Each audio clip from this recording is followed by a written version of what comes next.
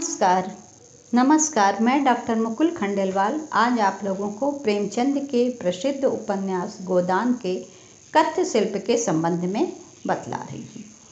कथ्य शिल्प की दृष्टि से गोदान न केवल प्रेमचंद की सर्वाधिक सफल रचना है बल्कि हिंदी उपन्यासों का मील स्तंभ है। काव्यात्मकता गोदान की रचनात्मक उपलब्धि है। E.M. फास्टर अपनी पुस्तक एस्पेक्ट ऑफ नॉवेल में स्वीकार करते हैं कि कहानी कहना ही उपन्यासों का सर्वोच्च रचनात्मक धर्म है। उनके शब्दों में we shall all agree that the fundamental aspect of novel is its story telling aspect. इस दृष्टि से गोदान एक सफल रचनात्मक भूमिका का निर्वाह करने वाला उपन्यास है। गोदान में किस्सा रचने और कहने की पद्धति इतनी विलक्षण है कि स्वयं प्रेमचंद को किसी दूसरी रचना में ऐसी विलक्षणता नहीं मिल पाई। गोदान की समृद्धि की पहली पहचान तो यह है कि इसका कथ्य शिल्प इतना अधिक विवादास्पद है जितना किसी उपन्यास का नहीं। किसी भी उपन्यास के शिल्प पर हिंदी में इतनी चर्चाएं नहीं हुई जितनी चर्चाएं गोदान के शिल्प पर हुई। गोदान का कथ्य शिल्प विवादास्पद इसलिए भी बना हुआ है कि हिंदी समीक्षकों ने प्रेमचंद की औपन्यासिक रचक यात्रा को ठीक से नहीं समझा। गोदान में नागरिक और ग्रामीण कथा की चर्चा हुई है। गोदान की इस दोहरी बुनावट को लेकर आलोचकों में बहुत मतभेद है।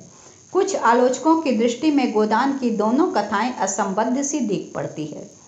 आलोचकों के इस दल में डॉक्टर रामविलास शर्मा भी शामिल हैं, जिनकी मान्यता है कि केवल निर्माण की दृष्टि से स्वयं प्रेमचंद सेवा सदन को फिर न पा सके। उनके इस कथन से जाहिर है कि डॉक्टर शर्मा की दृष्टि में सेवा सदन का कथ्य शिल्प अधिक व्यवस्थित और सुसंगठित है। चूंकि गोदान का शिल्प ऐसा सुसंगठित नहीं है, इसलिए डॉक्टर शर्मा को गोदान शिल्प की दृष्टि से कमजोर नजर आता है। यदि हम समकालीन आलोचना की शब्दावली का प्रयोग करें तो कह सकते हैं कि सेवा सदन की कथात्मक शैली एकहरा रचना विधान की है, जबकि गोदान का रचना विधान इससे भिन्न है। डॉक्टर शर्मा को एकहरा रचना विधान प्रभावित करता है, अतः उन्हें गोदान का शिल्प कमजोर लगता है। शांति प्रिय द्विवेदी जी का विचार है, इस उपन्यास का बृहद शरीर जिस देहाती जीवन के मेरुदंड पे खड़ा है, उसकी प्रचुरता और विदग्धता को देखते हुए इतर प्रसंग छेपक से लगते हैं। अर्थात श्री द्विवेदी जी को शहरी जीवन छेपक सा लगता है, अनावश्यक लगता है। बाबू गुलाब राय का कहना है, गोदान में गांव के चित्र अधिकारी रूप में तथा शहर के चित्र प्रासंगिक रूप में आए हैं। बाबू गुलाब राय की दृष्टि में शहरी जीवन गोदान की मुख्य धारा से कटा हुआ है। जैनेन्द्र कुमार जी के विचार को देखें तो जैनेन्द्र कुमार जी लिखते हैं, हठात शहर ने आकर पुस्तक के गांव को चमकाया नहीं है, बल्कि कहीं कुछ बिखेरने और ढकने का प्रयास किया है। अतः श्री जैनेन्द्र की दृष्टि में भी गोदान की शहरी कथा गोदान की बंदिश को कमजोर कर देती है। आनंद दुलारे वाजपेयी जी की शिकायत है, गोदान उपन्यास के नागरिक और ग्रामीण पात्र एक मकान के दो खंडों में रहने वाले दो परिवारों के समान हैं, जिनका एक दूसरे के जीवन से बहुत कम संपर्क है। वे कभी आते जाते मिल लेते हैं और कभी कभी किसी बात पर झगड़ा भी कर लेते हैं, परंतु न तो उनके मिलने में और न झगड़ने में ही कोई ऐसा संबंध स्थापित होता है जिसे स्थायी कहा जा सके। वाजपेयी जी की दृष्टि में दोनों कथाएं एक दूसरे को न तो प्रभावित करती हैं और न मिल पाती हैं, इसलिए औपन्यासिक विन्यास की दृष्टि से यह प्रेमचंद की दुर्बलता है। इन तमाम आलोचकों ने गोदान के कथ्य शिल्प की शिकायत की है कि उनकी दृष्टि में गोदान की शहरी कथा अनावश्यक और आरोपित लगती है, लेकिन इन आलोचकों ने गोदान की रचनात्मक समस्या और प्रेमचंद की रचनात्मक यात्रा के विकास को नज़रअंदाज कर दिया। यही कारण है कि गोदान का कथ्य शिल्प इनकी पकड़ में नहीं आया। इन आलोचकों की मान्यताओं के विपरीत कुछ आलोचक ऐसे भी हैं जिन्होंने गोदान की इस दोहरी बनावट की सराहना की है। इन आलोचकों में आचार्य नलिन बिलोचन शर्मा जी का स्थान सर्वोपरि है, जिन्होंने गोदान की रचनात्मक बुनावट को विश्व के प्रतिनिधि उपन्यास के संदर्भ में देखा है। आचार्य शर्मा इसकी दोहरी बुनावट को शिल्प संगठन की दृष्टि से एक उपलब्धि मानते हैं। अपनी मान्यता को स्पष्ट करते हुए उन्होंने प्रेमचंद की रचनात्मक शैली को 3 भागों में विभक्त किया: सुसंगठित शैली, अंशतः समानांतर शैली, पूर्णतः समानांतर शैली। आचार्य शर्मा के अनुसार गोदान का स्थापत्य पूर्णतः समानांतर शैली का है। उनके शब्दों में, इस स्थापत्य को मैं पूर्णतः समानांतर स्थापत्य शैली से अभिहित करता हूँ, जो स्वयं प्रेमचंद की सेवा सदन की सुसंगठित स्थापत्य शैली और प्रेमाश्रय या रंगभूमि की अंशतः समानांतर शैली से भिन्न है। पूर्णतः स्थापत्य शैली से आचार्य शर्मा का अभिप्राय उस कथा शैली से है जिसमें दोनों ही कथाएं समानांतर रूप से चलती रहती हैं और दोनों कथाएं एक दूसरे को कम ही प्रभावित करती दिख पड़ती हैं। इसलिए नलिन जी ने पहली बार प्रेमचंद की औपन्यासिक शैली को स्पष्ट करते हुए गोदान की वस्तुगत उलझन को स्पष्ट कर दिया। गोदान के कथ्य शिल्प पर दूसरा आक्षेप यह लगाया गया है कि दोनों कथाएं आद्योपांत असंबद्ध सी हो गई हैं। इस असंबद्धता के कारण दोनों कथाएं एक दूसरे को प्रभावित नहीं करती, इसलिए बिल्कुल अलग थलग सी हो गई हैं और इनके उपन्यास की बनावट कमजोर हो गई है। इस आरोप के जवाब में आचार्य शर्मा ने कहा, नदी के 2 तट असंबद्ध दिखते हैं, पर वे वस्तुतः असंबद्ध नहीं रहते, उन्हीं के बीच से जलधारा बहती है। उसी प्रकार गोदान की असंबद्ध सी दिख पड़ने वाली दोनों कहानियों के बीच से भारतीय जीवन की विशाल धारा बहती चली जाती है। भारतीय जनजीवन का जो एक ओर नागरिक है और दूसरी ओर ग्रामीण है, और जो एक साथ अत्यंत प्राचीन भी है और जागरण के लिए छटपटा भी रहा है। इसका तात्पर्य हुआ कि नलिन जी यह मानते हैं कि गोदान की शहर और गांव वाली कथाएं भारतीय जीवन से जुड़ जाती हैं, इसीलिए गोदान की दोनों कथाओं में अंतःसंबंध है, लेकिन यह संबंध सूक्ष्मता से विचार करने की मांग करता है। इसके अतिरिक्त गोदान में दोनों कथाएं कई बिंदुओं पर मिल जाती हैं। राय साहब के यहाँ होरी शहरी पात्रों से मिलता है। आखेट प्रसंग में शहरी पात्र गांव की धरती का स्पर्श करते हैं। गोबर शहर जाता है और मालती गांव की दुनिया में लौट जाती है, यानी ग्राम सेवा का संकल्प लेती है। ये वैसे स्थल हैं जो दोनों कथाओं को जोड़ते रहते हैं। इसीलिए यह आरोप गलत है कि गोदान की दोनों कथाएं बिल्कुल ही अलग सी हो गई हैं। दरअसल गोदान के वस्तुशिल्प बंध को एक नज़र से देखने की ही गलती निरंतर हो रही है। गोदान का शिल्प बंध शिथिल बंध उपन्यास का शिल्प बंध है, जिसे अंग्रेजी में प्लॉट ऑफ लूज कंस्ट्रक्शन कहते हैं। इस शैली के उपन्यास में पूरी कथा एक चरित्र या एक नायक को केंद्र में रखकर गढ़ी जाती है। ठीक इसके विपरीत सुसंगठित बंध वाले उपन्यास, जिसे अंग्रेजी में नॉवेल ऑफ ऑर्गेनिक प्लॉट कहते हैं, इसमें संपूर्ण घटनाएं और चरित्र आपस में बंधे हुए होते हैं, लेकिन इसकी खासियत होती है कि इसमें वस्तु और चरित्र में संघर्ष रहता है।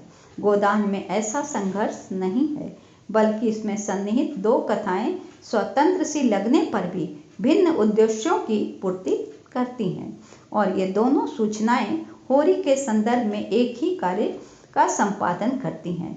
इसमें प्रेमचंद ने विभिन्न परिस्थितियों की सर्जना के द्वारा भारतीय कृषक समाज का जीवंत चित्र प्रस्तुत किया है। यदि पैटर्न की दृष्टि से गोदान की कथा वस्तु पर विचार करें तो यह प्रतीत होता है कि गोदान ग्रैंड चेन पैटर्न का उपन्यास है। कुछ लोगों ने राय साहब की कथा को गोदान के कथ्य शिल्प के प्रतिकूल माना है और यह प्रमाणित करने की चेष्टा भी की है कि राय साहब की कथा अनावश्यक विस्तार का कारण बनती है। तो जिन लोगों ने राय साहब की कथा को अनावश्यक माना, वे यह भूल जाते हैं कि राय साहब की कथा 3 कार्य करती है। पहली बात तो यह है कि राय साहब की कथा के कारण ही शहर और गांव एक दूसरे से मिलते हैं। होरी राय साहब के समक्ष अपनी समस्या रखता है और राय साहब उसे झूठी सहानुभूति देते हैं। इस नियोजन से होरी की निष्कपटता और राय साहब का चातुर्य परस्पर विरोधी स्थितियों के कारण ठीक ठीक दिखलाई पड़ जाता है। दूसरी बात यह है कि मारुति और खन्ना की कथा राय साहब से जुड़ जाती है। इसी कथा के माध्यम से प्रेमचंद जमींदारी व्यवस्था के दंश को अभिव्यक्ति दे पाते हैं। राय साहब जैसे जमींदार भी भीतर से शोषित हैं, प्रवंचित हैं। होरी की तरह राय साहब वाला वर्ग भी बेटी के विवाह में ऋण आदि से त्रस्त होता है। होरी की तरह राय साहब भी भीतर से टूटते चले जाते हैं। तीसरी बात यह है कि मेहता, मालती और खन्ना जैसे पात्र राय साहब के मेज पर एकत्र होकर दशा माने जो देश की दशा है, जमींदारी, कृषक संबंध समस्या, गरीबी और अमीरी की बढ़ती हुई तीखी दीवार, शोषक और शोषित की समस्या, इन सब पर विचार करते हैं। विचार का कार्य बौद्धिक वर्ग ही कर सकता है, इसलिए प्रेमचंद ने इस वर्ग की उद्भावना की है। मेरे विचार से ये तीनों ऐसे कारण हैं जो राय साहब की कथा को मूल्यवान और आवश्यक बना देते हैं। डॉक्टर गोपाल राय का आक्षेप है कि स्थापत्य की दृष्टि से राय साहब की कथा का अनावश्यक विस्तार दोष के रूप में सामने आता है। तब क्या यह मान लिया जाए कि राय साहब की कथा में अनावश्यक विस्तार है? इस संबंध में मैं यह कहूँगी आप लोगों को कि यह विस्तार गोदान के कथ्यशिल्प के बिखराव को समेटने की चेष्टा करता है।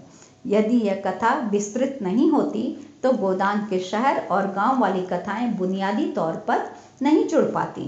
दूसरी ओर जीवन के बदलते परिदृश्य को हम आंक नहीं पाते। इसी प्रकार यह भी कहा जाता है कि मेहता, मालती, खन्ना और गोविंदी की कथा स्थापत्य को कुरूप बनाती है। इस संबंध में भी मैं आप लोगों को यही कहूँगी कि मालती के रूप में प्रेमचंद ने नवचेतना से संपन्न शिक्षित नारी की छवि प्रस्तुत की है।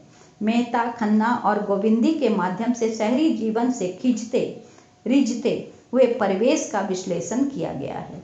मालती और गोविंदी भी दो छोर पे खड़ी हैं।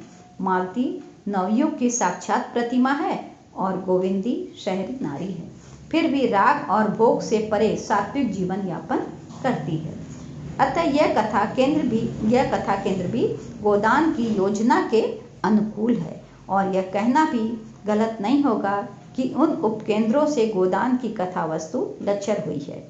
यही कारण है कि आचार्य नलिन बिलोचन शर्मा जी कहते हैं, गोदान अपने में पूर्ण ताजमहल है जिसका हर एक इंच पहले से ही सोच लिया गया है।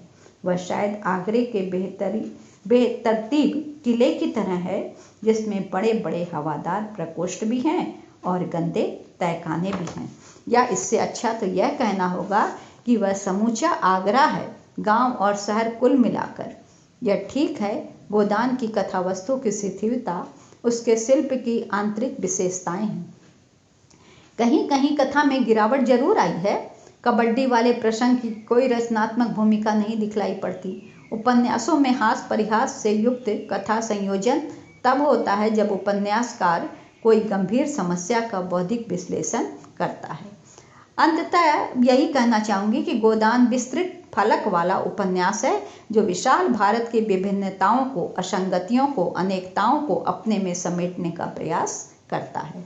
हिंदी का यह अकेला उपन्यास है जिसमें शहर और गांव की बनती और बिगड़ती हुई परंपराओं के अनेक चित्र देखने को मिलते हैं।